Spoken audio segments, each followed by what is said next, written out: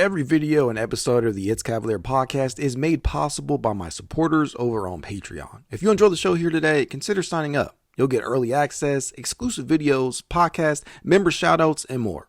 And as always, thank you for watching.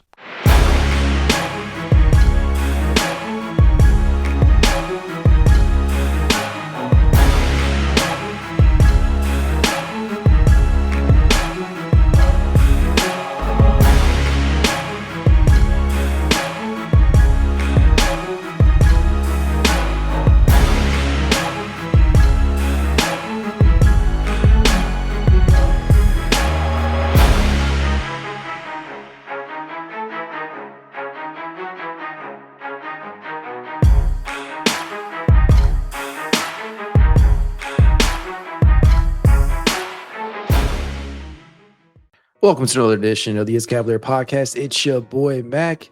Joining me today for the second time is C.J. Miles. What's going on? I'm good, man. How you?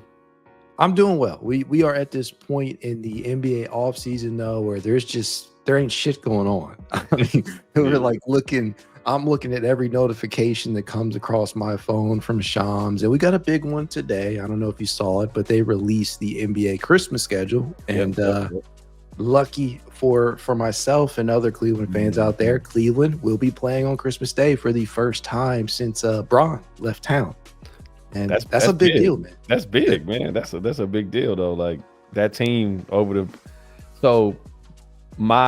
they taking the same route that every champion has taken the last couple of years, even though we've had different champions, right? You have those really good regular seasons, then you get the good playoff run, then you get the exit that the earlier exit than expected, the year that people think they're going to win it, and then one of those next couple of years they win it. That's what happened with Denver. That's what happened. Denver especially was the one that did it. Oklahoma City just did it the same way, right? Like, and they on course. They having that same path. It's a process, and I know we just kind of talked about this, prior to hitting record here. But I think a lot of people, especially in terms of sports, they kind of get lost in appreciating the journey and the different steps that these teams and players individually have to take to get to that point, to get to championship level contention. And I think we just live in a society now where everybody, they're microwave, right? Everybody wants it now. Everybody wants these things to occur at the drop of the hat, when frankly, that is not often the case, especially for teams that are mostly organically grown or have tried to develop from within house. And Cleveland, obviously, they traded for Donovan Mitchell a couple of years back, but for the most part, these are a lot of pieces here that they have tried to develop in-house. And now they're starting to mature. We're hoping that the likes of Evan Mobley and Darius Garland, and to a latter extent, Jarrett Allen can take that final big leap in a wide open Eastern Conference. Now, and being healthy. Yeah, that's the thing. Like watching that last playoffs, health was the biggest factor for Cleveland. Darius Garland with the toe injury, Evan Mobley suffering his own injuries, and a number of others.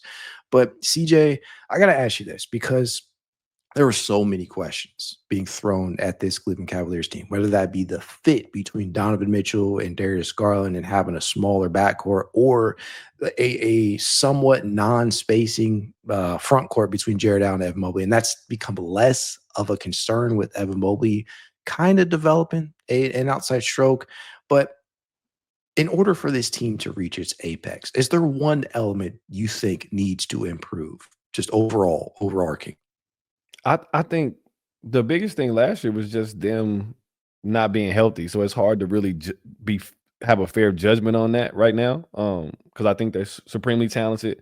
I don't have a problem with that backcourt at all. I think that's a really, really good backcourt. I don't know. There's always a narrative, right? That's just, we pick apart things. We do that.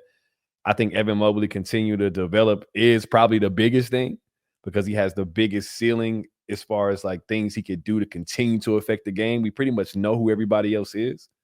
And it doesn't even have to be a 3-point shot. Like, even, I know we big on long twos now, and it's kind of coming back in everybody's, but like, if he's even just being able to be in space at 18 to 19 feet, it changes the game, right? Like, just as long as he's not in the way. And then in the corners, that's an easy shot. So if he's spaced in the corners, that's another thing. But I think it's just getting a real good shot at it healthy, like another playoff run, another season like last year, and being able to go deep healthy, and that confidence will come whether they win it or not, but just knowing like, all right, we can fully assess what we need and what we could have been really that much better at. I think that's the biggest thing this year. Keep everybody healthy, make that deep run again, and see if we do fall short, because they have the talent to be able to win, they've shown. But if we do, what is the next step then? I think that's a fair way to look at it. Now, this offseason, obviously, after the injuries that occurred during that playoff run, what did they do, right? They decided to Yeah. let Ty Jerome walk, and they brought in the likes of Lonzo Ball, and they brought back Larry Nance Jr. I like Those both of are those. yeah, I like yeah. both of those. I like Ty Jerome though for what he did for that just for that team though. That's tough, especially after seeing what he did. I get it, but you bring in Lonzo, who's a big guard, right? Pass first, he's gonna move the ball, and what he does, and he's got a chip on his shoulder, trying to really Yeah. get himself right, and going to a winning team throws a lot of confidence on him also. So I think he really helps, and he's a big guard. So we talk about the smaller backcourt. Right now, you add that to your depth, I think it changes things. He balances things out, especially from a defensive standpoint, even Mhm, at the point in his career where he's kind of been sapped of some of the athleticism with the injuries. He's mhm, still big out there, so he balances things mhm, out in terms of a size standpoint. And I think defensively, he can slot right into anybody outside, anybody there that's going to be playing mhm. beside him. And then the other one was Larry Nance Jr., a player that I recently had on here and got to know a little bit better. And I'm gonna ask him some. I'm gonna ask you some of the same questions that I asked him because I'm always curious about this. Now, you, if I'm not mistaken, man, you were only traded, and correct me if I'm wrong here. I think you were only traded twice throughout the Mhm. entire duration of your career, which is not something that many people can say, And especially at the playing. end of my career. Yeah, Yeah. especially playing as long as you did. th- I think sometimes people get a little bit nonsensical about the actual non-basketball side of that. Like there's an entirely different aspect, whether you have to move your family or Mhm, take your kids and change them to an entirely different school system or relocate yourself, be away from mhm. your family for a little bit. I think a lot of people get lost up in what that can mean. So for you specifically, do you recall how you felt at points in times throughout your career when you were actually traded and your thought process and trying to adjust? So, the first one was tough because we were on the road. Um, I was in Toronto when I got traded to Memphis. We were on the road in Atlanta on a game day. I was literally eating pregame lunch. My family was with me. I just had my one daughter and my wife there with me at the time. She had come down because her brother was stationed down there, so she brought our little girl to meet him, and we were down there. And we found out from Twitter that I got traded.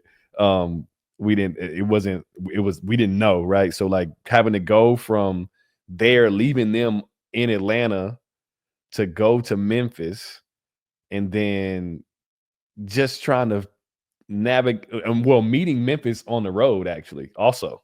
So and people don't also think about the fact of like I got traded, let's say it was a Tuesday. I played on Thursday. Like, That's you know what I crazy. mean? Like that's the other thing that's not really thrown into that equation. Like I literally jersey pressed up, different color pair of shoes. Like, hey, just try to find some space and shoot it when you catch it. Like, you It's know what I mean? basketball. Like, Yeah. yeah, it's Yep. basketball, it's that, and you shake everybody's hand when you walk in the locker room with your bags, and it's like, all right, let's get it, right? And then you on the phone, like with my wife, like it was right before All-Star weekend, so they went back to Toronto, like they were in Mhm. Canada, and I'm running around. They were on a road trip, so like, well, we were on a road trip at this point. So dealing with that, trying to figure out trying to how they're gonna get them to Memphis, trying to find out we want to be able to find a place to live. Ended up staying in a hotel for the rest of that season. Sheesh. Um, Luckily my kids weren't in school, but like and I had never done it. That was the only thing that was tough on me because I had never done it. Like I had been in the league at this time 14 years probably, I Mhm. think. And it was just a new experience. Like, and with a young kid, you kind of like everybody's a little bit more. You still, how it is with that first one, especially in the little one. You're like, oh my god, where we go? Make sure this, right? Yeah. But I think basketball wise was a little easier for me at that time because I was older. But like everything else, all the moving pieces was just it's hard to really focus when you got a young kid and your wife. You have to leave them on the road and have to fly to Canada, then figure out where you're going to get them while you're on the road trying to get them to Memphis, and you're not even going to be there either. That was tough. Basketball is basketball at that point. You learn the plays as you go. And then the second one was the same year, that summer. It was during the summer, and that one was easier because it was like being a free agent, because it was during the summer. I got traded to DC. Now literally we were at my in-laws' house sitting down eating dinner, and I got a phone call, and I'm sitting at the table, and my agent's like, "Hey, just a heads up, it's gonna go online in like 5 minutes. You're getting traded to DC. I'll call you back in 10 minutes, right?" He hung up, and I'm like, "All right, cool." And everybody's like, "Who was that?" I was like, "Oh, that was Billy." They was like, "What happened?" I was like, "Oh, I got traded," and I just went and got another plate. Like, I didn't even like it was just kind of like, all right, like, and everybody was like, "Wait, what? That's it?" I was like, "Yeah, like, you'll see. Like, look at your Twitter in a minute," and then just rolling with the punches. Yeah, at that point, it's just like, all right, like. Yeah, I cannot imagine like what that would be like for a younger player, but towards the end of your career when you've learned a lot, I assume that it's kind of different. I think about that a lot. Like, especially after going through it, I could not imagine, because I also know myself at this time too, right? Like, I know I'm being traded because I have somewhat of value also. Like, yes, like I got moved from one team to another, but I know that who I am and what I do has a certain weight to it, right? And the coach knows me because I've been around, and most likely a lot of guys on the team know me and know what I can do and things of that nature, which is why the basketball side is easier. For a young guy who's trying to figure himself out, who really don't know the game as well either, where it won't really flow for him when he gets checked in, or even if he gets a chance to play, that might be the last chance he gets. Yeah. Right on that trade, they might mess around and play him a little bit for a couple weeks, and they might be just trying to figure out how to trade him again. And now that rhythm changes a whole trajectory of a career. And we've seen it numerous times, right? And we talk about it all the time in the NBA. It's just space and opportunity for a lot of guys. It's not that they can't play. Like, you can't get there if you can't play. In comparison to some guys can't play, but that's another conversation. But like, there is a certain skill and talent level you have to even get that far. And then it takes some time for some guys more than others. But yeah, that's tough when you're young, because it's a shot to the gut confidence wise. Yeah, I often wonder how many times throughout the course of NBA history has a trade to a younger player derailed a career. I'm sure that has happened like thousands of times, man. But I won't it's say just no crazy. names, but I've seen it myself. Like, right? Like, I've seen it, like, just guys coming in and really not getting a chance, and they get put in, they become a number, right? They just make a deal even out, and they go to a spot where they don't have no use for that kid. And he was never going to have a chance in that spot. Maybe not even in the spot he was in the first time, but definitely not in the next one. And he knows it. The front office knows it, and like, you can feel it. I've seen it. You can feel it. Like, you're working your tail off, but it's just no spot. Like, nobody can see what they would do with you, so you almost feel like you're working for no reason sometimes. And that's not the case, but I can see how we can get there mentally. Yeah, kind of get lost in the shuffle, Yeah. and it's one of the unfortunate sides of team building and roster shakeups and whatnot, especially guys who are sometimes add-ins on trades for these bigger players, right?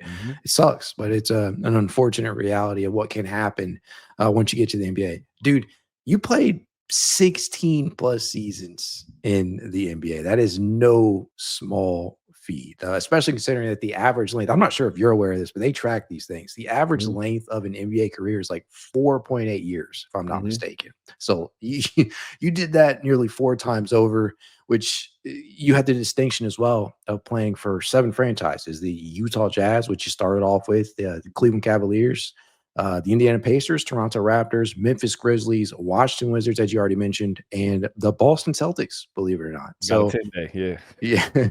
COVID times are wild.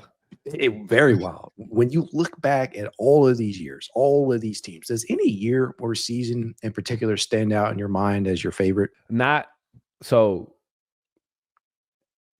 I always joke with people like I had 2 careers, maybe even 3, honestly. But I always joke for sure there's 2. There's like Utah, and then there's like everything after that, right? Like, so like there's like that first 7, which is just me really just trying to figure it out, 18 to like 25 years old.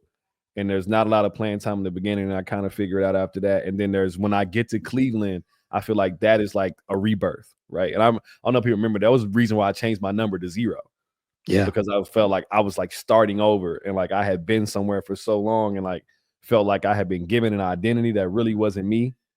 And the last couple of years, they were really hard. And when I got there, so like Cleveland into Indiana, those 2 years into that first year in Indiana, I consider those like really, really like big, just the time period of like who I am as a man, not even just a basketball player. Like it shaped me. And if we talking strictly basketball, that first year in Toronto, we were the best team in the league. We had the bench mob thing going. I had the young guys I was with, like me, Fred VanVleet, DeLon Wright, Valanciunas was part of it a little bit. Jakob, Pascal, OG Anunoby, like all guys now that are playing really big roles in the league, right? Like 3 of them really, really, really doing well. And that was a different time because I had never been on that end of the spectrum, right? Being number 1 in the East in a big market team. That's the biggest market I played in through my whole career. So that was fun to be a part of. But those 3 years, those 2 years in Cleveland, even though, you know, people consider them dark because there's no LeBron there. But like for me, basketball wise, like they changed my life. Like because it showed me I could like that I was who I thought I was to an extent. Like that was when I really was able to shape myself and get myself well-rounded. And one of those years, I averaged like 13 points in 19 minutes. Like, and I know it gets kind of like underlooked because of where we were at, but like that changed me. When I mean, dude, you ain't got to tell me, especially the Cleveland years. Yeah, a lot of fans, you know, who were watching during that point in time may consider it dark, but there were some legitimate bright spots, and you were part of that, right? I still remember, like, and you may not, but I still remember when you scored 33 on Brooklyn, or you scored 28 on the Lakers. You know, regardless if it was a win or a loss, there were still fun moments during an era in Cleveland in which, you know, they were rebuilding, right? Kyrie, a very young Kyrie, Dion Waiters, who's somebody I thought was going to be really, really talented. There are just a lot of instances of players on that roster who had bright futures, right? Tristan Thompson. There's just a lot of names. And then I got to play with Luke Walton, which is crazy, right? Like, excuse me, because I remember. So, like, one of my favorite things about my career, I don't get to talk about it that much, is that a lot of guys, because I skipped college, a lot of guys that I looked up to as a basketball head from college and in NBA, I got to play with them. So like I was a big Luke Walton fan when he was at Arizona, right? Like, so like in that time period of just basketball, all those guys were a little bit older than me, and then getting to play against them. And then at the same time, right, getting like Kobe, like 8 and 24, right? Getting T-Mac when he was in Houston, getting Yao Ming, getting like young Melo, and then, you know what I mean? Like all these guys, Bron, obviously through his whole career, like all the guys that were the guys, right? That I had really, Ray Allen in Seattle, right? Rashard Lewis in Seattle, in the Boston Celtics team, like the KG Paul Pierce and Ray Allen team, like getting to go against all those monumental from my fan side and getting to compete with those guys and be on the floor and really get battle tested by those guys mentally. Like, again, another thing that changed me as a man, like not just as a basketball player. That's my favorite part about my career. What is that like? Like going up against people that you know, that you looked up to from a basketball perspective, and now they're your peers. You're playing against them. Is there a mental aspect of that can cause you to lose focus when you're in big matchups like that?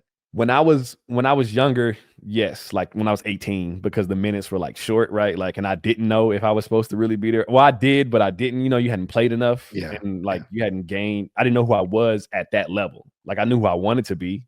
But, you know, that's not always the case in the league because there's still the business side of it. And there's the roles you got to play. And there's things that just come to play that don't always only have to do with basketball. Another conversation.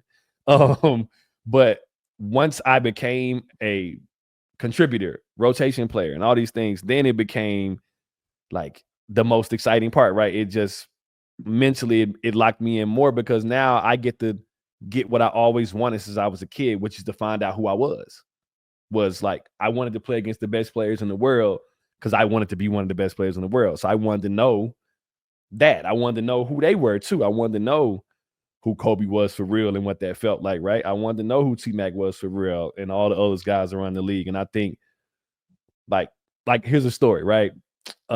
Lakers, when I'm in Utah, we play.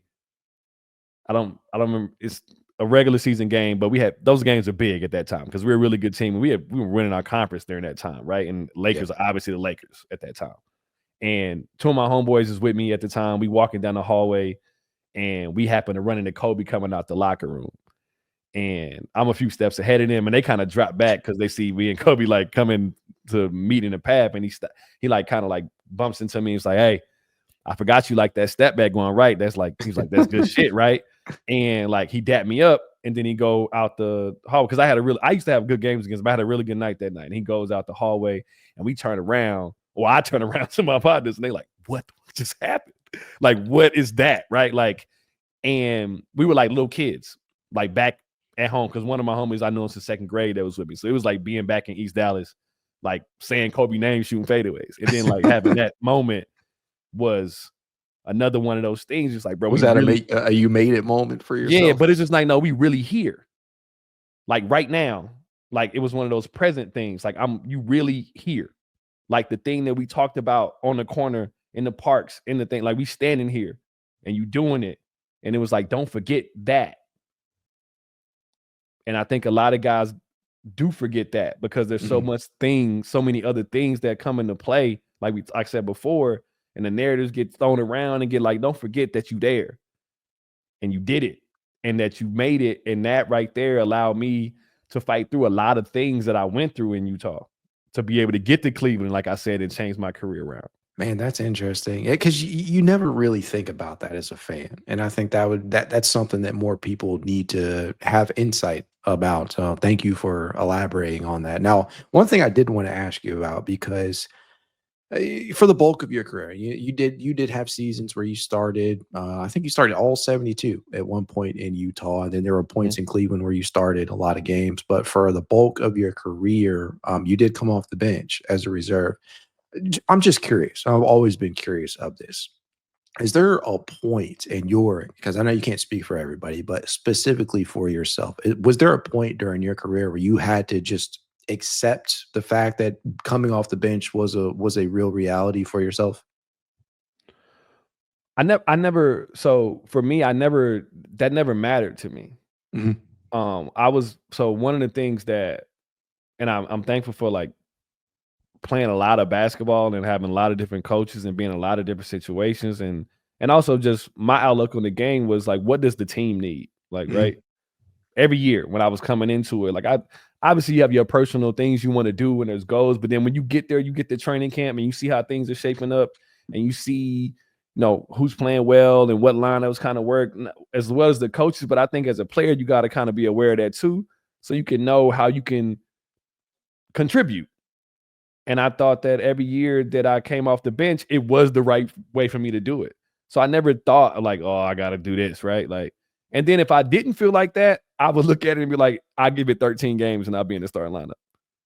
And that happened too, right? Like, but I never took it as a personal thing. I looked at it like the goal is for us to win. And what is the best way for me to help this team win? If it's me being 6-man, 7-man, 8-man, it's me starting at the 4 instead of me starting at the 2. If it's whatever it is, that's just the way I looked at the game. I took pride in being a good teammate. And that started with me being willing to do what my team needed me to do. Well, I'm gonna be honest with you, CJ. I think fans, because we do this all the time. We always have these conversations. Who's gonna start? Who should be at this position? Whatnot. We do this much, much more than I think players or coaches do. It's still it's still like that. It's still guys that don't want to. It's happening the same way. People don't like it. Fair enough. Yeah, that's something that's always puzzled me as well. But I think we need more of that mentality, like team first and whatnot. And there are a lot. I'm a basketball player, right? Like I'm a hooper. Like I want to play. That's the biggest thing too, right? So I'm thinking about also, where can I play my best in the scheme of what we're doing? And a lot of times, like, that was me coming out the bench for me to play the best style of basketball that could help my team and for me, selfishly too, right? Like, I was going to get more shots being the 6-man coming in at the end of the first quarter when one of the other guys goes out. Or I was going to get more shots as a starter in some of the lineups we had in Cleveland because Kyrie needed spacing and Dion needed spacing, right? If them two play together and me playing the three. There were things that you just have to kind of like, it's not, I didn't have to accept it because like the game was always, I trusted the game to always do what it does, which is decide, right? Yeah. I think a lot of people want to like, they think that they're in control and you're not. The game is in control. And I listen to the game every night. I listen to the game every week, every month. Like I'm listening to what the game is showing me. It's like, all right, the game is showing me that I'm not in good enough shape right now. I need to be able to get to the corner faster. Or the game is showing me that I need to learn I need to get better footwork to play the four so I can slip screens out to get better shots this way. Or whatever it may be, right? And I took that to heart every season, every time there was a lineup change, every time there was whatever it may be. What is the game telling me that I need to do that will allow me to play? Because that's what I want more than anything, is to play. That's what I love to do. That's how I got here. I didn't get here worried about who was going to start, who was going to do whatever. And like all the things I got from the game as far as like accolades growing up through high school, points, this, that, and third, came from me loving the game, not from me thinking about those things. I never thought about being Mr. Basketball, I never thought about McDonald's American. I just got the phone call. And when I got the phone call, guess where I was at? I was in the gym. Or I was hooping somewhere. Yeah, like I was hooping because that's what I wanted to do. So like the byproducts is whatever. I play 16 plus seasons because I love to play basketball, not because I was thinking about playing 16 plus seasons. Were there any points throughout your career where you honestly felt as if you could help a team and contribute more than they were willing to let you? Like, yeah. 100%. Yeah. But that's another thing that's out of my control, right? All I can do is go do what I can do, which is play hard when I can. Let that thing ride when I'm open, right? Like that was one of my strengths that became, and that came in Cleveland also, which a lot of people don't know the story behind that. Mike Brown came to me and was like, hey, you shoot the ball too well for that not to be like the calling card. Like he was like that, like when I watch you work out, yes, you're athletic, yes, you can do this in third, but like, and he's the one of the first people that really, he made me a better listener to the game. Like I feel like I was doing it a little bit already, but I was younger still. You know, I was coming into Cleveland. I was trying to prove a point, and I was still 25 years old. I was still kind of like figuring it out. But he was like, this needs to be like, if you look and see the teams and the people you're playing with, and then that's what gets me to Indiana. That's what gets me to play in that beside Paul George. That's what gets me to Toronto, because that understanding of people needing space and what I could do and what I had the talent to be able to do that was kind of rare. So I started mastering my footwork. I started extending my range. I started, like I said, getting in better shape to get to the corners, to get down, quicker release, and all these things. And when Mike Brown said that to me, and we had Phil Handy and Aubrey at that time, my workouts changed completely after that. I think you entered the league a little bit too 100%. Yeah. You know where you're going. I was too early. Yeah, I was too early. I probably could have went. I probably went to college for 2 years. My career is totally different. Probably. We can say it might be. We can say it in hindsight, obviously, right? Like, but like just because we know where the game's at right now. But yeah, I was early because I come in. But it's also like, just like I said, listening to the game, it allows me to be able to tell the stories I'm telling right now too. So I really don't regret anything, because I come in as, I'm not a shooter when I come in. I am, a lot of people don't know, I was a point guard in high school. Like that's the best thing I did before I got to the league was pass.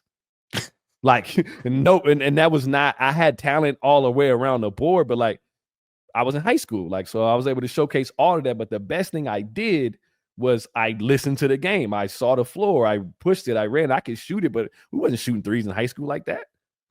Like there was no need to. I just had the ability to. Different. And the game was different. And when I came in the league, the game was different. I was in Utah. We were still running the 1-4 UCLA stuff. Every shot was a 15-footer or a layup. Cross screens for the bigs. Like it was none of this. Everything was, we were still playing. We had Kyle Korver on our team and didn't have three-pointer plays. No off-screen actions. That's crazy. No, none of that. Everything. And they were like telling Kyle Korver to run through on the baseline on the fast breaks. Like instead of running to the corners or wings for spacing, they were like, you need to Mhm. cross under the basket. We were still And we doing talk that. about one of the greatest three-point shooters, in NBA history too. That's wild. History.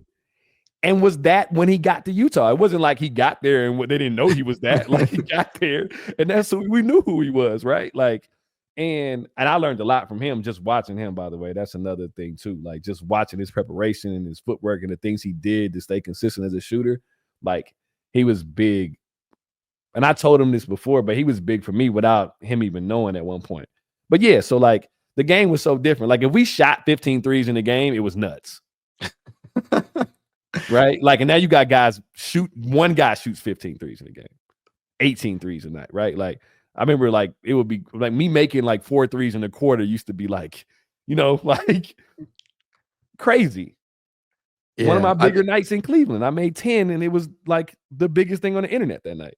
you're still pretty high on their all-time list. I think Kyrie got me. Kyrie, Kyrie. I texted him think that night. JR's up there as well. I think there's a couple of people who have been pretty close to it as well, but that's still pretty high on the all-time charts. And speaking of that, I know you entered as a pass first guy, right? A point guard, whatnot, but you entered your career with 1,250 triples. You're a top 100 in NBA history. I'm not sure if you're aware of that, but for a guy who added that to his game, like, after the first couple of seasons of his career, at least in large volume, that's a big deal. I mean, that to me, that speaks volumes about adaptability and being able to adjust. And you keep mentioning like the game, listening to the game and whatnot, and just doing what the game dictates, and to be able to stay in for 16 years and whatnot. You are ninth on Indiana's all-time three-pointers made list. You're 17th on Utah's, and I think you're 33rd on Cleveland's, and only spent 2 seasons there. So to me, that speaks to a level of adaptability. But I think when many fans think of you now, because a lot of people probably didn't know that you were a point guard in high school. Not Many at all. people, when they look at the scope of your career, they probably just view you simply as a shooting specialist at your Mhm. core. This is something that I also have always been curious of, because you don't hear many players talk about their game, right? Describe their game. If you were asked to describe your game, what does C.J. Miles excel at, or what did you excel at during the course of your career? I think adaptability is the biggest thing. I think being able to do what I did, and it gets so in real time throughout my Mhm. career, it gets talked about, especially after Cleveland and through Indiana, through Toronto, like this Swiss Army knife kind of thing. And and Frank Vogel was, I love, me and him got a really good relationship, and he really went out of his way to make sure people understood that about me, which I was really grateful for. But just being able to listen to the game, I think that's what I was like. Because I could score the basketball. That's what I did. That's what I was able to do, and it's one of the things that I took pride in being able to figure out still how to do that and not being a guy, not having a lot of plays ran from me all the time, and not being able to, not having to be an ISO guy to get it done, right? Like not having to take 5 or 6 dribbles if I hadn't got a shot to figure out how to get one. Like I could just figure out the game as it was flowing, and the adaptability allowed me to like even it out in a way where if I wasn't making threes through a stretch, that you would see me turn the ball over and put somebody in the rim. You would see me turn corners on the curls. You would see me be able to jab step, do things, post up smaller guards in certain situations and find things, or getting a rebound and going rim to rim. Like all those things, they get overshadowed because I shot the ball so well and I got better at it. But I really take pride in being able to make sure that I was able to be on the floor and even guarding bigger guys, right? Like moving to the forward before the league had really done that, and being able to do that. And then turn around and be able to chase other guys that were smaller like me or even smaller than me. I think I was just good at basketball. Like that's the way.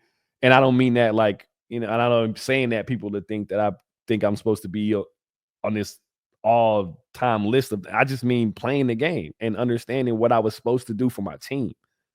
Um, that's the way I look at it. And that's what I really took pride in throughout my career when I figured out that a lot of guys weren't willing to do that. And I was like, that's how I'm gonna stay here.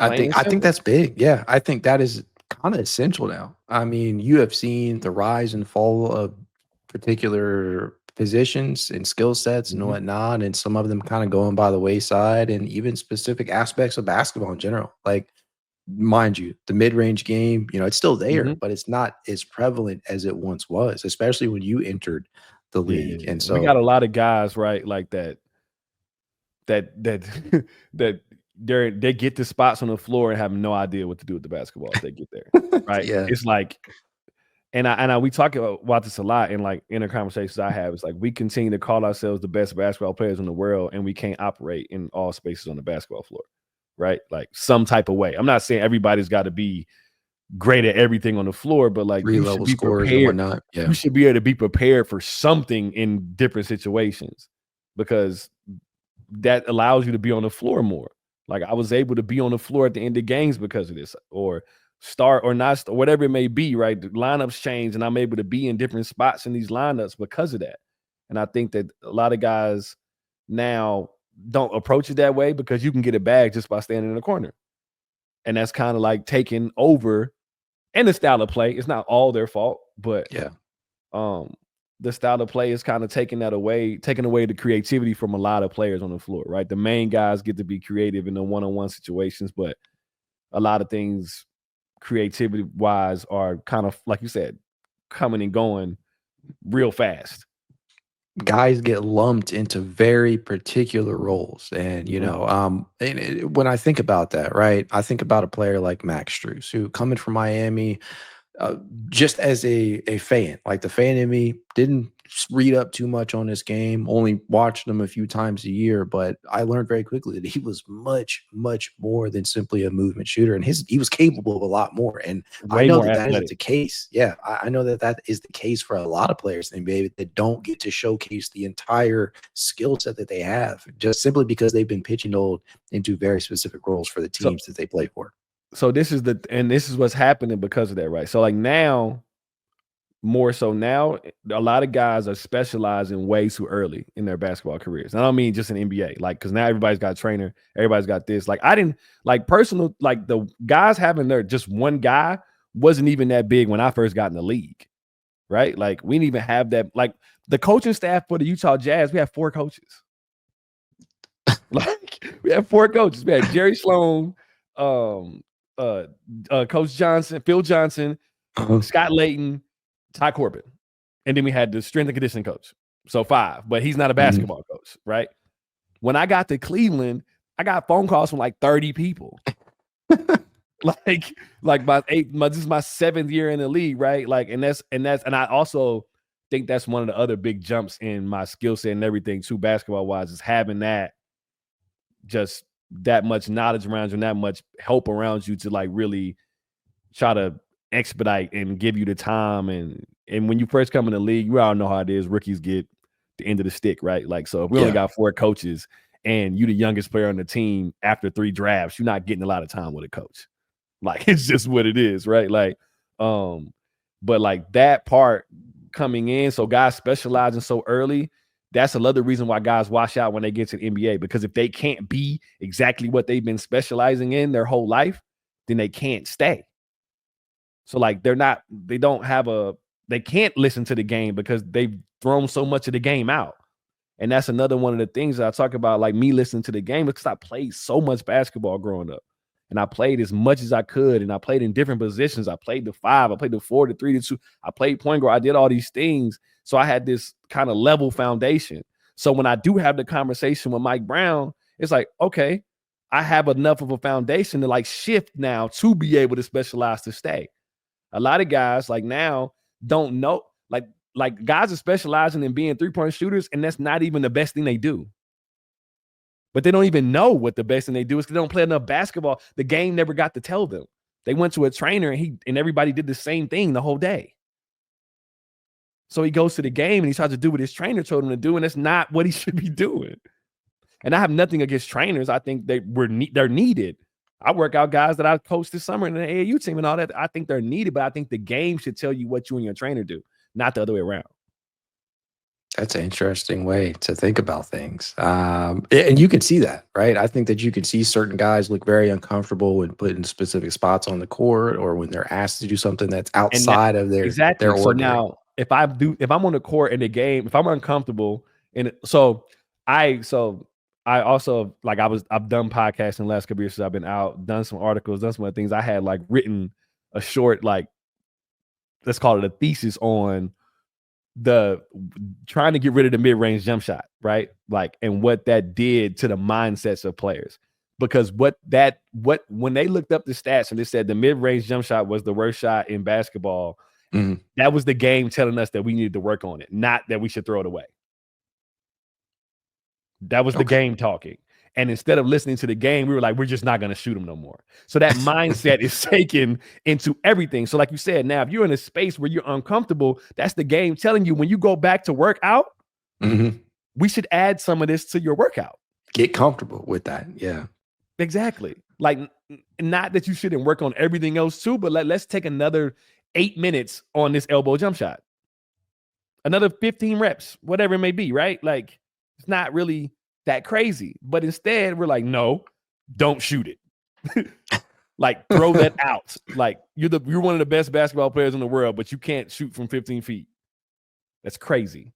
That is crazy. And you see that a lot of days with bigs, right? As they enter the league, a lot more guys are specializing and becoming perimeter shooters. But I think they learn quickly that, especially once you get to the playoffs, that you have to add an element of that mid-range shot to your game. We've seen Giannis do it. We have seen Nikola Jokic do it. We've seen a number of bigs do that over the course of the last couple of seasons. But CJ, it's something I kind of wanted to ask you is, I mean, obviously you played 16 years, whatnot, but and you picked up a lot along the way. One thing that I wanted to ask you was, is there something that you know now that you wish you could tell your younger self as you were entering the league? I kind of what we're talking about, right? Like, to continue to just to play through, like, the specializing thing. Not so much specialized, but don't let it discourage the rest of your game, right? Like, when you start this, when you're young, when you're fighting for position, and you obviously you want to see what the game's saying you do, but like, continue to push. Right? Like, don't, like, you can still, but once you get that space, don't be so afraid to spill over. Like I tell my younger players, right? Like, let's say if I'm asking you to be, let's say I am asking you to be a better 3-point shooter, right? And you're like, but I can do this, as in the third. And I'm like, you probably can, but if I can't get you to do what I'm asking you, why would I ever trust you to do more? Right. So, like, let's become that. And we won't give you a bigger cup until you overflow. So like, you know what I mean? So like, if I had a pitcher of water and you had a shot glass, and like, that shot glass is all you need to quench your thirst, and then you grow, and now I have to keep filling it up 3 or 4 times, I probably would just give you a bigger cup. Like, you showcase to me that you need more water. So now if I'm asking you to be a 3-point shooter, I'm asking you to do these certain things, check those boxes, I will give you a bigger cup. And I think a lot of guys just settle for that shot glass. They get to the shot glass, it's like, all right, then all they want me to do is take these shots, so that's all I'm gonna do.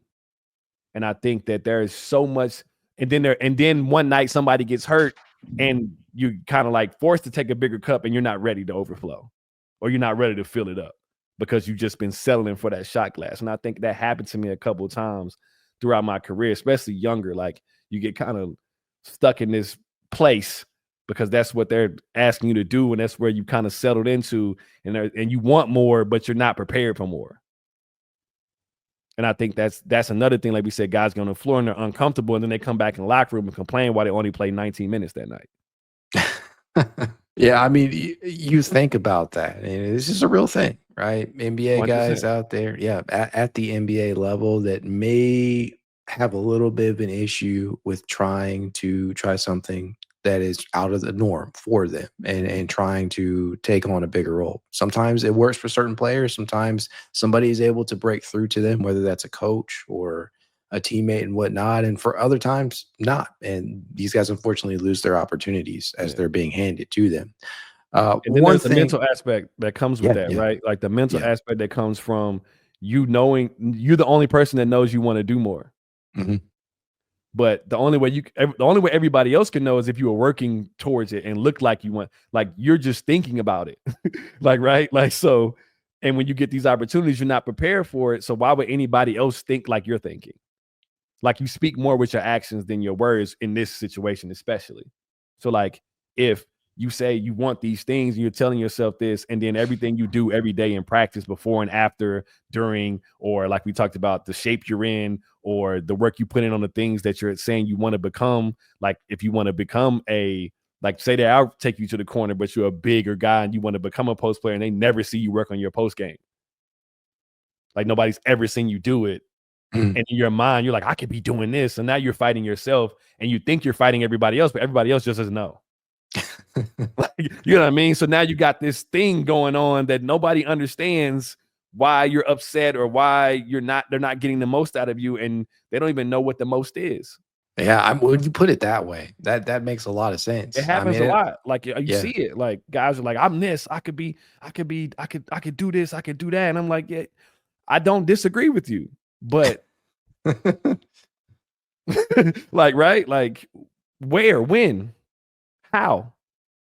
It's not, you don't just think about it and it happens, right? Like, it's got to be proven at this level, especially because there's money Oh, involved. yeah. I mean, yeah, the entire business side of it is not gonna afford you the Man, opportunity forever to go out there and prove exactly. that you are as talented as you believe that you are. Or as we And thought you were coming yeah, in. That potential tag only lasts so long. You got what, 3 summers probably? well, I'm glad you brought that up because there are a lot of players. Yeah, I feel like we're in an era right now where like it's either now or never. Like Mhm. you come in, and if you look like you have it, that's great. But if you don't, you're not often given that opportunity to develop. And I just feel like that's Especially because of the popularity of the game now. And yeah. especially like we talked about with so much specialization, and I can find another 6'8" guy that I can get to run to the corner. Mhm. I can find that. Like, and I know there's a trainer that's teaching them exactly that. So like I can find another you because of the specialization. So there's no reason for me to wait on you to figure out if you want to do it or not. And guys don't understand that. A lot of guys are getting there with that specialization mindset and like, oh, I'm going to be good. And it's one of the things we talk to about young guys now. Sorry, I'm kind of going, but that when we talked about being here, one of the things I talked Yeah. about earlier, when you first get in the league, and I can attest to this 100% because I came in so young, nobody talks to you about today. They talk to you about the future constantly. You're going to be this. We could do this. If we get a bit of that, we add some weight so you have a good game. They immediately go to 6 weeks later. Ooh, now if we can put a couple more together. Nobody's like, hey, you struggle going right today. You should probably go do some right hand dribbling. No, that's never it's just like, hey, we're gonna, and then what happens is young guys start showing up. They're always thinking about the future too. And then one day it's like, why didn't the future ever come? Because you were waiting on it.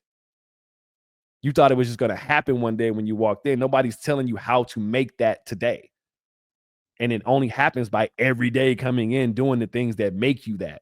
Not Were like, there veterans throughout the duration of your career that you could lead on specifically, like to tell you, hey, this is an area you were struggling in and you should probably look at?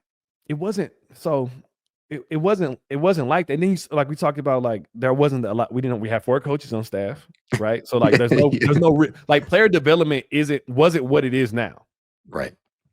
Like you were really depending on getting playing time to develop at that time. And when you're not getting playing time, which I wasn't, because we all know Coach Sloan did not like young guys, and then you draft the Yeah. youngest guy in Jazz history, right? So like that is a whole nother thing. And I used to always think about, like, they would say, you're not ready or this, that. And I was like, well, I can't get there If I don't get sitting the time. Yeah. sitting here, right? And then you start to get these inconsistencies that come with you as a player because your playing time's inconsistent, because that's the only time you really get chances to gauge it, because the player development is not the same. And then the G League or the D League happens while I'm there, but like even that is still a work in progress, right? and it's so needed. But if I don't get a chance to like for the game to tell me what I need, and every day you tell me you're going to be okay, what do? I just come to the gym and I go through practice and I kind of get my 2 or 3 reps at the 5-on-0, and maybe we might scrimmage and I might get to play in the scrimmage and I might play really well in the scrimmage, but that doesn't matter because you don't put me in the game. So now I start thinking I'm really not playing that well. I think that there are players, even on this Cleveland Cavaliers roster, that are going through that same mental battle right now, right? Maybe not to a major extent, but it is still occurring. There are players like Craig Porter Jr. or even just last season, Emoni Bates. That's a very, very popular name. There's a lot of names on the Luke Travers over these last 2 seasons or so that fans have been asking, hey, this guy has been tearing it up in the G League, or this guy has been doing this, this, and that at the summer league level, but they have rarely be given an opportunity in NBA game action, like when it actually matters, to showcase their skill sets. And so I think that's something I think you can relate to a lot of these younger players in that aspect, at least at the earlier portion of your career. But I think at this point in time, some of these guys are finally getting their opportunity to potentially showcase what they can do. Craig, especially after the departure of Ty Jerome, is finally likely to get real opportunities to play consistently. And I think that's the biggest thing. Like you mentioned, like I can't get better if I'm not getting this time. I can't see what the game is telling me that I need to work on if I'm not getting time. And so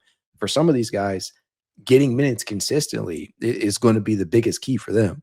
The hardest thing for me when I was really young is that in the beginning is like I would get these games and I would play well. That was the hardest thing. What I wish I wouldn't have had as many good games in those sparing things. I would play well and then not get to play, and I'd be like, well,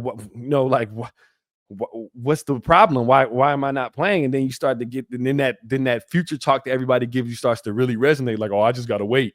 I'm good enough already, right? Like, and I didn't think. And don't get me wrong, I still went to the gym and I still went, but I would have had more insight on what I could have been doing to prepare better. And I think that's really hard when you don't really get the real test, right? Like the iron sharpest iron. You don't get that real feeling of like getting your ass beat for real, right? Because I remember one of my first, even in preseason when I first came in the league, right?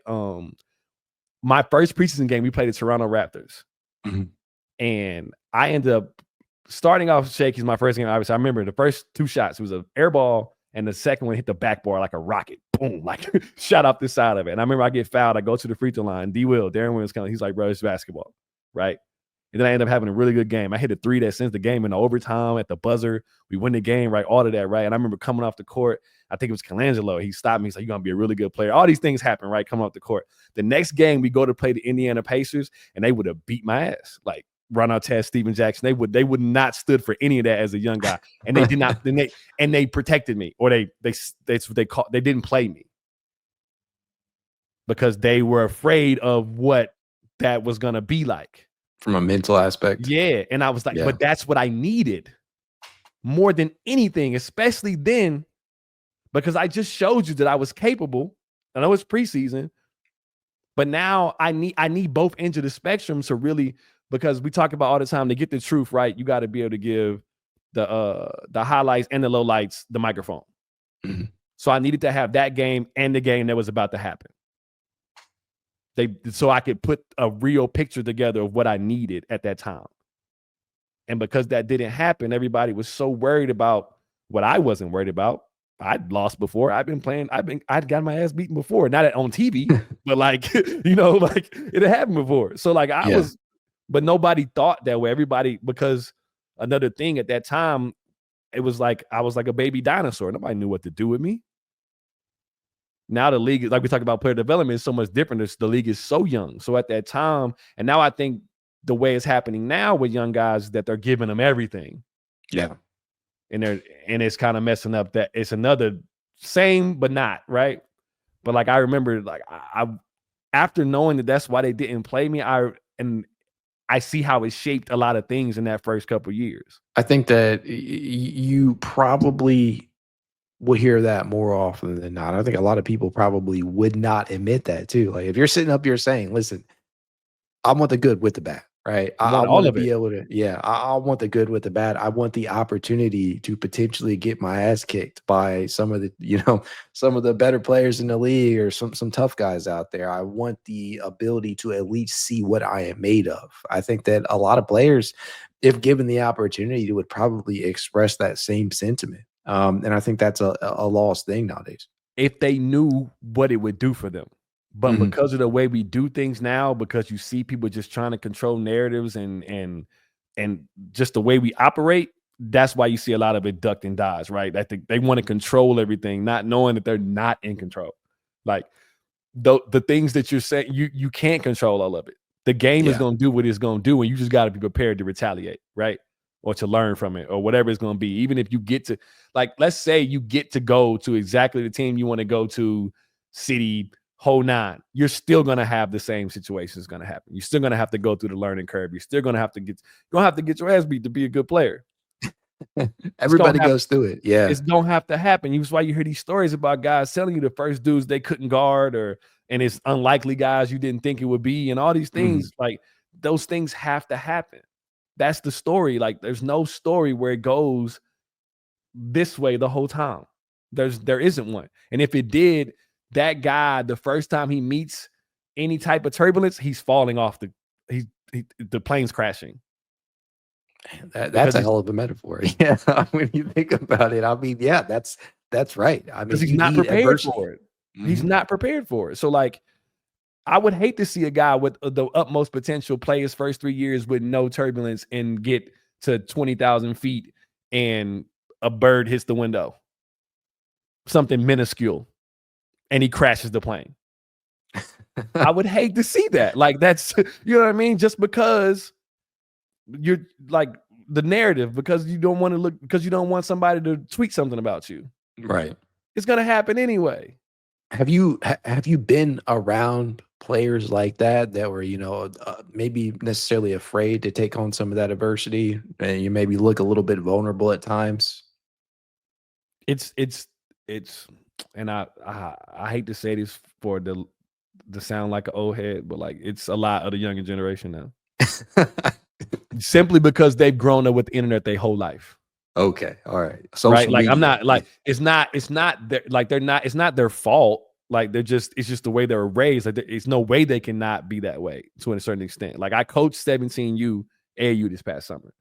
Mhm. And that is a lot of what they see. They're trying to control the story so badly on the outside because they think the story is really what's on the internet, and the story is what you're doing, not what's not on the internet. Right. Because you don't like one of the things like I wrote down, you don't make kings, you find them. So meaning like you can tell everybody everything you want. You can tell them you're the nicest guy in the country. Mhm. You can tell me you're this, that, I'm skilled, I'm this. You can tell me that. Like, and you can control the narrative and try to make yourself that. But at some point, we're gonna have to step between those lines. And you're gonna have to be it. So why not just spend all that time you did talking, becoming it, so when they find you, you're already that.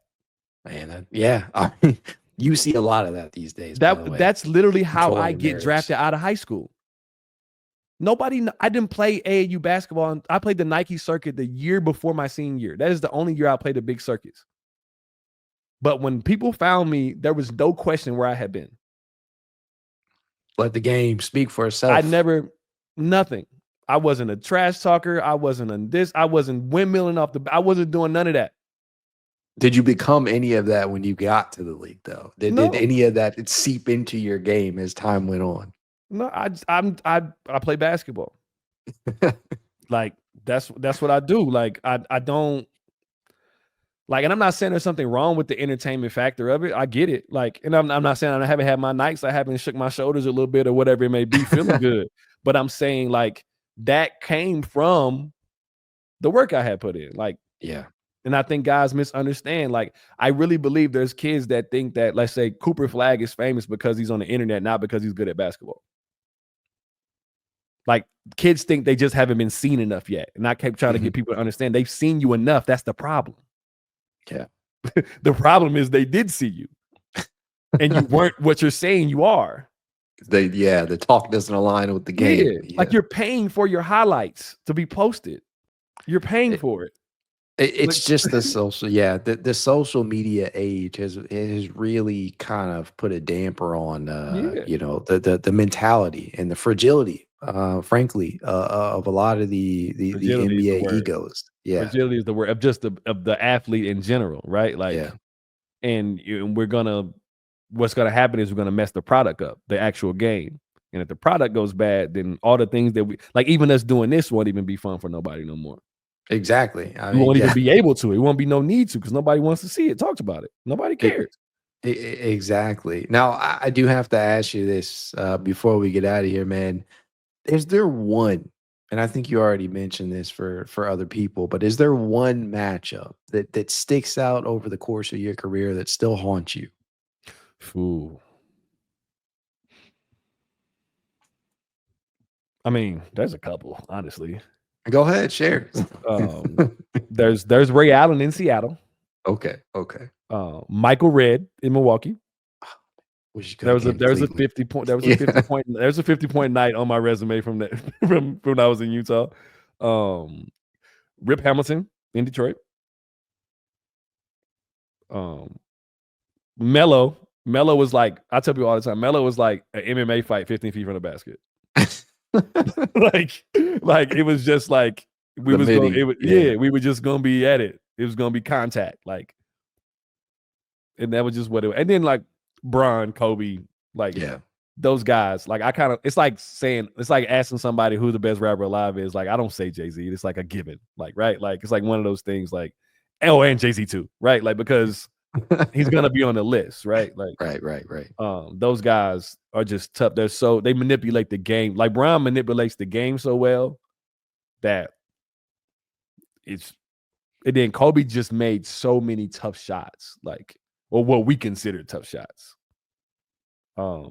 To him, Kobe made shots that legitimately would, like, you might pull your hair out if you're a coach or you're a teammate and you're like, how the hell did he make that? I mean, so those are shots. I remember the day I stopped taking offense to any of the stuff he was doing, right? I was we were in LA and he goes baseline, pump fake, like he had got me a couple of times on it, like I was young, but like pump fake, I stay down. Pump fake, I stay down.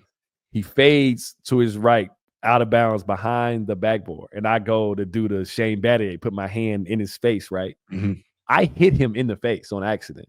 He closes his eyes and he shoots it from like fading out over the backboard and makes it. And I was like, oh, I'll never feel bad about him scoring on me ever. That sounds disrespectful. No, but that's that's the thing though. I'm like, all right, like if he's doing, like, I'm just gonna be here. I'm just gonna play defense as hard as I can, and like he's gonna make shots. He's gonna make shots, right? Like, I always felt like any of his bad nights had nothing to do with anything I was doing.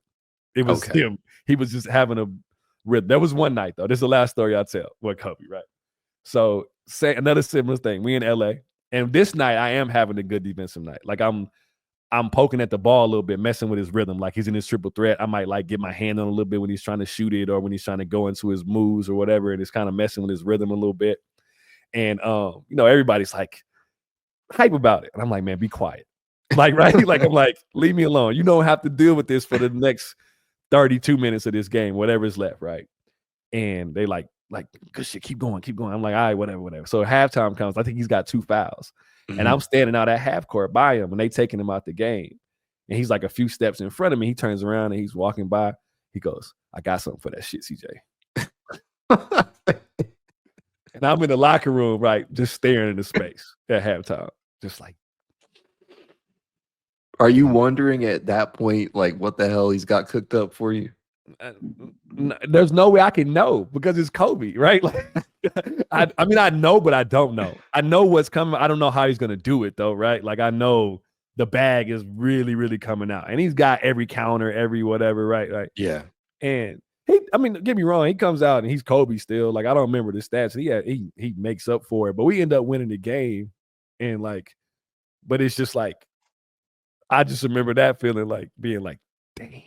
Like what in the world could he possibly have, like, when he says that to me, like, what in his, I'm thinking about in his mind, like, if he feels like he's got to go deeper than he already was, like, it's going to be stuff I never seen is what I'm kind of thinking, right? Like, yeah.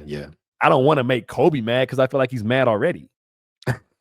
You know what I mean? Mad. Like, yeah. those nights you come out, like when you're dapping guys up at center court and he's doing the like jersey things, got his hands in his jersey, and he don't look at nobody. I'm like, damn, he's on that today.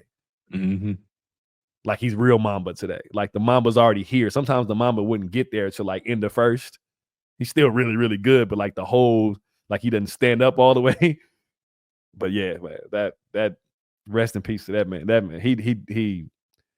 I'm so glad I got to tell him how influential he was on me before he passed away on his farewell tour. I was in Indiana, and I got to say it to his face on the floor, and I'm so glad I got to do that. As they say, give people their flowers, you know, while they're still around. Yeah, 100%. I think that's not done enough. I mean, literally, 100%. Man.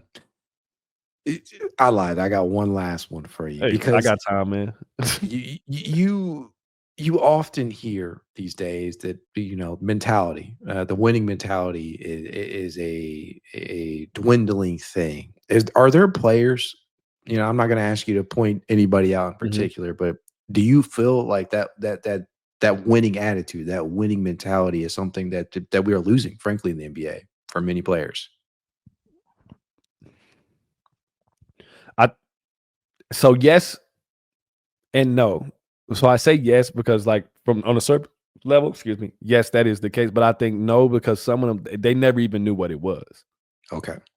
Like a lot of, like, the younger that we're getting and the way guys are being brought up a certain way individually, like their approach to the game is so individual. How could there be a winning mentality?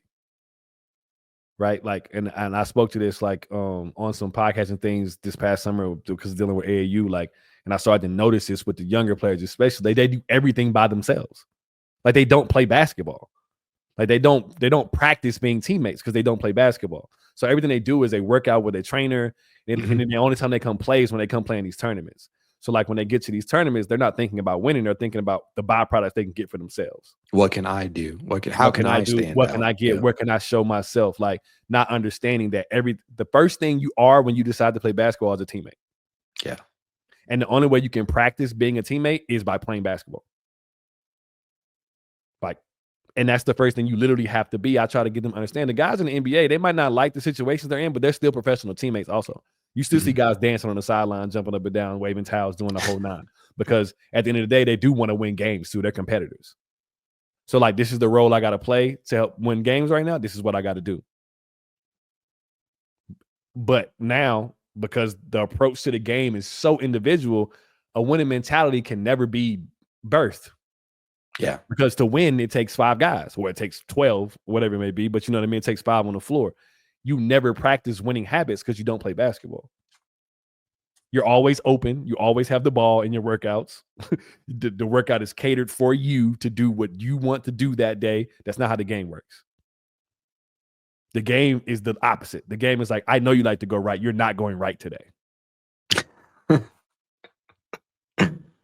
Yeah. So now what do I need? I need help from a teammate so I can get to my strong things. Yeah.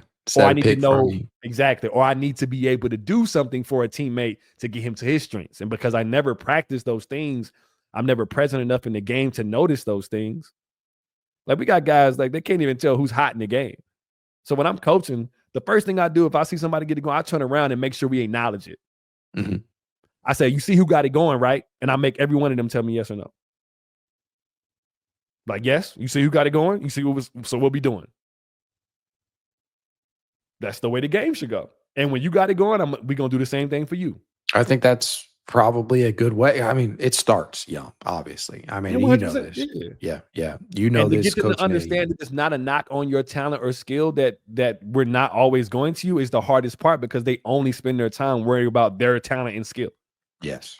So I can't, it's such a hard thing to get them to understand that I'm not saying that you're not good enough to help us. It's just right now, the game is telling us that his game is the one that's going to help us win this game right now. So let's make that the priority. So when these college coaches come, they understand that you can be both of these things. You can win us a game and you can help us win a game, if that makes sense.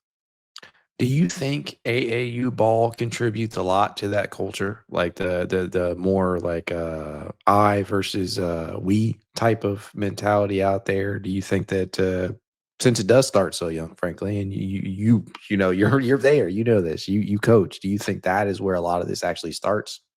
Yes, but I won't blame completely on AAU. I think it's a combination of things. Like, Mhm. I don't think that a 7-year-old should be mic'd up at a game. Have I you don't seen think there that? should be I don't think there should be cameras at any of the like, because what happens is also is what's happening. Like, now we're opening up another can of worms here. Um, that you beating someone that's not good at basketball doesn't make you good at basketball. Okay. So what happens is, with these, when you start that young and you give these kids these byproducts of things that should be gotten when you're good at basketball, they believe they're good and they're not. So at the young age, it's just athleticism that wins games. It's not that you're actually good at the game, right? So like, if we make a select team of 8, 9-year-olds, like, let me go get the most athletic kids in our area. At 8 and 9 years old, like, the discrepancy is so wide, right? Like, there's kids that can't walk and chew gum at that age, and there's kids that are like run a 4.240, right? Yeah. It's so wide, and they catch up eventually, but gets developed different. So it's so different at that age. So like, of course, if I go get the most athletic kids in that area and put them in a press, and they just trap these kids that can't dribble yet, and we beat everybody by 30, and we run around with cameras, and I got a headband on the sleeve, and I'm doing everybody's celebrations, and I'm doing this on camera, and I'm on the internet, and everybody's telling me, this is developing a ego that is out of this world, Yes. because they have not done a thing that warrants that type of attention. And what adversity are you facing, right? 100%. So this is what happens. So we go back to the plane, right? Now we go play. Or say it takes 2 years, 3 years for us to get out of the area and go, whatever time it takes. We go play some people that have been working on basketball, and we go play a basketball team, and we put them in that press, and this team is like, oh, 2 passes and a layup for a whole game, We're and gonna adjust. Yes. they get beat by 30. Now we got people trying to fight. We got parents screaming from the sideline. We got this. We got, because they cannot handle actually playing the game, because they thought they've been playing the game this whole time, Mhm. and they thought they were better than they were. We have some kids that might not get into their like 16, and everybody else has their growth spurt. And you see these kids that are ranked number 1 since they were 6, which they should not be ranked anyway. But and then all of a sudden they disappear. Or you see them get so frustrated in the game, they body slam somebody. Yeah. Like, you see they can't regulate emotions because there's been no turbulence. All the things that we've been talking about that's part of the game, they have not been taught. And for them to get 10 years of playing basketball without any of those things is not their fault. It's ours. It's the teachers, the coaches, the cameras, the shoe companies. There's everybody's.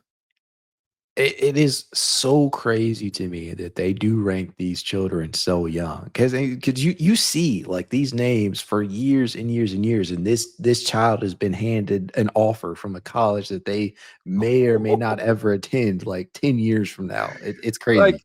first of all, why would a college coach even be looking at kids that age? Right. Which lets you know the internet has way too much power in this situation, because that's all it's for. It's for narrative. Mhm. And like, everybody thinks now, and that's the other problem we got with this. Everybody thinks now. That's why everybody runs. Okay, I'm gonna make this concise. I'm gonna put this as concise as I can. So the kids now never get a chance to have a conversation with the game. Mhm. The second they show any interest in the game, which it might just be one to play with their friends, whatever it may be, they get ran to a trainer, ran to a team, there's immediately 7 other voices thrown in. They don't even know if they like basketball yet. They're playing because it's popular and it's around and it's fun. It is a Or fun a game to parent. play. Yeah. It is fun to play.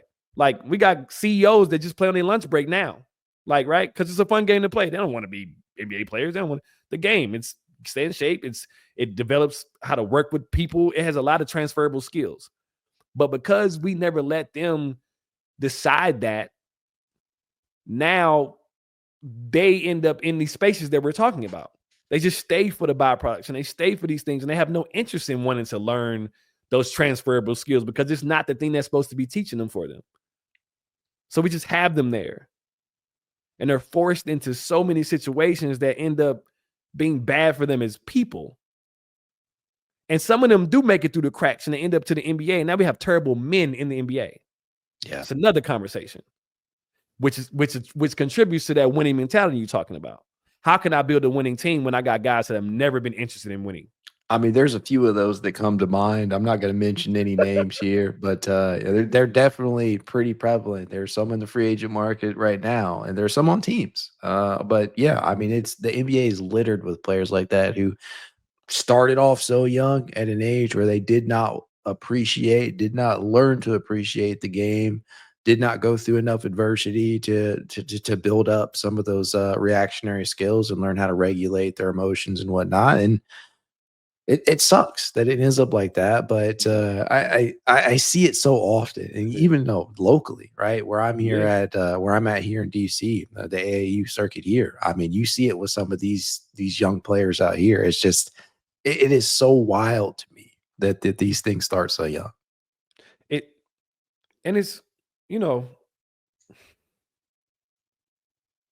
it's a tough thing. And the reason why I am the way I am, the way I'm so passionate about this conversation, the way I am, because I know basketball is what it did for me, right? As a person, not just obviously let me take care of my family, let me travel, let me do all these things, but what it did, like basketball for me gave me a safe place to explore myself. And it gave me a space to be able to do the things we're talking about. Learn self-regulation and learn how to work with people, skills, transferable skills in a place that was safe, right? Like in a space that was something I love to do. So I was able to understand myself in situations. It taught me how to be a man. Now, if you're in a space that you don't actually love to do that thing, you will not be able to take those skills out of this. Now we're wasting 18 years. Because you're not going to be able to play basketball forever. Let's shine a spotlight on you. When did you particularly know, like this is what I love doing this. This is what I want to do. When did you fall in love with the game? I don't know. I don't know the time. I just know it was it. Like I think everybody else knew before I did. I was just doing what I was supposed to do, which is what I was being like, you know, I don't want to call it calling at the age because I don't understand at that age. You don't understand what that is, but you know what I mean? Yeah. I just know I woke up and I got to go play basketball. Like there are days, even to this day, there are days if I don't touch one, like it doesn't don't feel right. Yeah. And I'm not going to go hoop. I'm not going to go play. I just know it just is a part of me because it is a reminder of all those things that we're talking about, of what it did for me and what it in those as a person. And I know that it's a major tool, especially now to go another route in our communities to be able to do that because we don't have safe spaces for us to be able to learn those things that can also at the same time help us get an education, help us take care of our families, help us figure out what our actual purposes are or other passions that we have, right? Like, was that big for you to be able to go back and contribute to community and, you know, give back and whatnot? Yeah, because and it's not even, and I'm big. I'm not one of the guys like I don't have to have my name on. I don't that part. I'm not like running a CJ Miles camp every year. I'm not doing this, but like I also try to show my face in more than just the gym. I'm not saying that guys shouldn't do that, but I'm like when I go places, I want to remind them that I'm here and it's not we're not shooting and dribbling. I'm a human being. Yeah. To remind you of those transferable skill sets we're talking about, right? Yeah. Like my communication skills are honed. I speak the way I speak from basketball. It's not from me sitting down with a media person or a whatever. I learned how to communicate because to be a good basketball player, I need to be able to communicate. And with people I didn't like, people that didn't communicate well back, people that didn't speak the same languages as me, right? Like all different types of ways. So you learn how to read, see, and understand people, have grace with people. And that's what basketball taught me. A lot of people don't get that from basketball because they don't have the same level of love for it. So they don't look that deep into it. I get that. That's fine. But I'm saying if we're going to be pushing this many people and kids into it at this young age, why not show them everything it can give them? Why not? Instead of just popularity, which will die because you will not be able to play forever. I don't care if you have a 20-year career. You could play 16 years in the NBA like me. You're still going to have to come to that. You're still going to have to walk back outside. And if you life after basketball, man, if you didn't take anything from this time, it's going to be hard. You still going to have to go be a man. I am a firm believer. I mean, this is across any industry as well, right? But basketball is unique, obviously, in the fact that like your success as a team is heavily dependent upon how well you can be a teammate, right? And everybody on the roster, from the 15th man to the star of the team and whatnot. A lot of these skills you can transfer them to other aspects of your life and life after basketball, and maybe if you have to make a career change later on down the line, these are all things that you can take with you. 100%. That's why I love the two teams that played in the finals this year so much.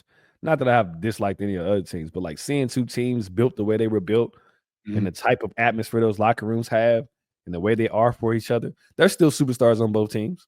And those guys know who the superstars are. And they still, but nobody treats anybody any different. Everybody gets shine. Oklahoma City doing commercials together. Everybody standing in the camera after the game. You know what I mean? Like understanding that your value, you're just as valuable. Like you can be the Shai Gilgeous-Alexander of the 13th player on this roster, right? Like you're still as valuable as him in that space.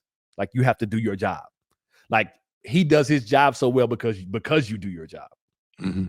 And I don't think that is understood a lot and not explained to guys. I remember when I was in DC, won't say the player's name, sitting down with him, a young guy coming into the league, and I was like, we were talking about, you know, he's trying to make himself work. He had been floating around a little bit, team to team kind of thing, trying to make himself stick. And I was like, hey, you need to watch some PJ Tucker film. That's a name right there. Yeah. He looked at me like I tried to shoot him in the head. Did like a disrespectful kind of thing? Yeah, like it was like because I said PJ Tucker, and I was like, you clearly don't see yourself. And if PJ Tucker is still playing right now, actually, to this day, made a lot of money, but on some really good teams, really, really good career. Very respected. That guy's not in the league right now. It wasn't in the league too much longer after that, honestly. And I'm not saying it's because he should have took my advice or whatever, but I'm just saying like that's the situation where like me telling you something and you're not looking at the big picture of what you have to do. You're not turning into LeBron James. Like, right? You're not turning into, like, that's not happening. Let's be present enough to understand that. Let's understand who we are. Yep. And I tell kids, there's way more me's in this room than there are LeBrons and Stephs. There's way more guys that can have careers like me and play a long time, successful careers, be contributors on winning teams. I didn't win a championship, but I was close a couple of times. Like, I won't say guys are fine, but I was on really good teams that had chances, right? We lost to some really good people. Early in my career, I lost to Kobe and LeBron. Like I don't know what you want me to like. You know what I'm saying? Like I'm in the West all that time in Utah. We lose to Kobe and Tim Duncan and the Spurs, right? Those two teams are the teams that beat me early in my career. Go to the East, I lose to LeBron. Really, really good team. But these are the teams that like I'm right there, right? Like I can take that. I'm not trying to make an. I'm just trying to get them to understand like you're gonna have to see yourself. And that comes with what we're talking about too, like coming up through the way they come up with the game. They've never seen themselves for real because the narrative is shaped by the rankings and cameras and the byproducts and all the things. And like you get to the league and you're like, well, I was all state and I was this. And I was like, everybody in this room was that. And you have to wonder like how often people around them are, you know, contributing to that and people not being real with them. I mean, I'm sure that happens a lot. All the time, because the main thing doesn't have to be the main thing to everybody else. It just has to be it to you. Yeah. So like your main thing is not their main thing because they're not the basketball player. Their main thing is to make sure they can get the byproducts without having to do the work. It's sad. That's what a lot of people like when teams get big around guys, that's what it is. They're hanging around to make sure they can get that feeling. They can vicariously live through you, right? Like Mhm. we see it with parents, friends, even we got agents that become agents to be that. Representatives or whatever you want to call it. All these people like that happens a lot. I'm not throwing those shots at nobody in particular. I'm just saying it happens. And we know, and that's why people will get mad if you say it. But like the main thing, your main thing, you're the only one that's doing it. You're the only one that actually wanted to be a basketball player bad enough. You're the only one. Yeah, I mean, hell, that to me, I think that tells you everything you need to know, and you can kind of see it in specific players, and who either who can change the mentality that they have if they enter the league with a specific mentality, or or if they came in already acknowledging like this is the type of player I know who I am. I'm comfortable in my own skin, and I think a lot of guys learn that lesson like too late in the NBA, and that's another unfortunate part. I also think that there's a thing you find out who really loves the game in those situations Yes, yeah, because is you it's okay to love the game enough to understand I have to do this to continue to play it. And if it's about the game, you'll be able to do that. Right? Like, and then you'll be able to, and it might have to with you taking lesser roles and not being acknowledged for certain things you've done and taking hits, playing out of position, doing this, that, and the third, like not getting as many shots as you would like. And then you'll climb back out of it by doing the right things too. I'm telling you this from experience. Like because we know it's not about talent, like we talked about. Everybody with the right situation almost could end up being an 18, 20-point scorer. A lot of guys, especially with the way the game's played now. yeah. A lot of guys that come in have the skill set to be able to do that. It's a lot of times it's timing. And if you're equipped emotionally, mentally, physically, obviously, to be able to take advantage of an opportunity. Sometimes you just don't get the opportunity to become that. Now, how bad do you actually love the game and want to be able to play it? How bad do you actually want to win? How bad do you actually want to do this? That's what shows us that when you get in that spot. I think you've seen that a lot too. Like Mhm. there are literally players on this Cavaliers roster at times where I've like had to question, like, does this does this guy really love basketball as much as some of his teammates out there? And you see that it's not exclusive to any one team or any one player in specific, but you do like see these very, very specific instances where you can clearly tell that basketball is not at the forefront for a Mhm. specific player. I need to make sure I can keep getting the byproducts or that I'm seen or that it's like, so I got this thing I say to my team, our AAU teams. Like I go in, I've said it multiple times at the end of practice. So I'm like, hey, if you don't want to be here, it's okay. Like you can get those byproducts from something that you love. Yeah. Basketball is so popular, it's a faster way to get those byproducts. So that's why a lot of guys will stay right because you get some of them really early. You get free this, free that, flights, this attention. You get all of that early. I said this. If you don't want to be here, it's okay. And if you tell your parents that you want to be an artist, they will take you to Hobby Lobby in the morning. I promise. And I even told them I would give you money for your first canvases because your parent don't feel no pressure. Because your parents are here because they think you want to be here most of the time. Mhm. Now we do got some other situations, but like their drive. If you told them they didn't have to drive across country or pay for this, I promise you they would stop doing it if you didn't want to do it. Don't stay here for that because it's gonna get bad if you do that. Man, you've just been dropping gems all night in regards to because the AAU circuit specifically, that is something that I think a lot of people can probably relate to, right? Especially for children, parents, everybody.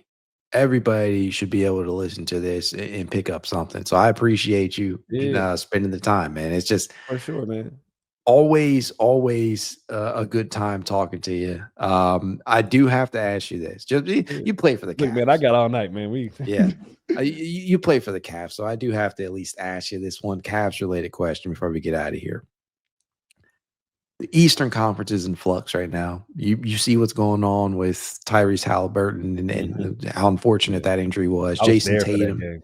Yeah, the Tatum and the Celtics looks like they could be in a gap year of sorts. Milwaukee's gonna have question marks after they moved on from Dame and brought in Sheesh. Miles Turner. I mean, there's just so much. And then New York, they've got what they've got. I honestly do feel that Cleveland is best positioned to take hold of this conference and be the Eastern Conference representative. And I do understand that it kind of boils down to health, but I'm going to put you on the spot just a little bit and ask you do you think they have what it takes as presently constructed to win a title?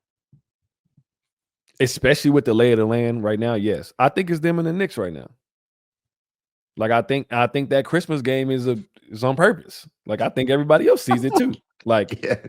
I don't think that's coincidence, right? Like with the lay of the land, especially even with the lay of the land, they're still shown they're really, really good and they compete with anybody, right? But the Yeah. lay of the land has got to have you licking your chops, right?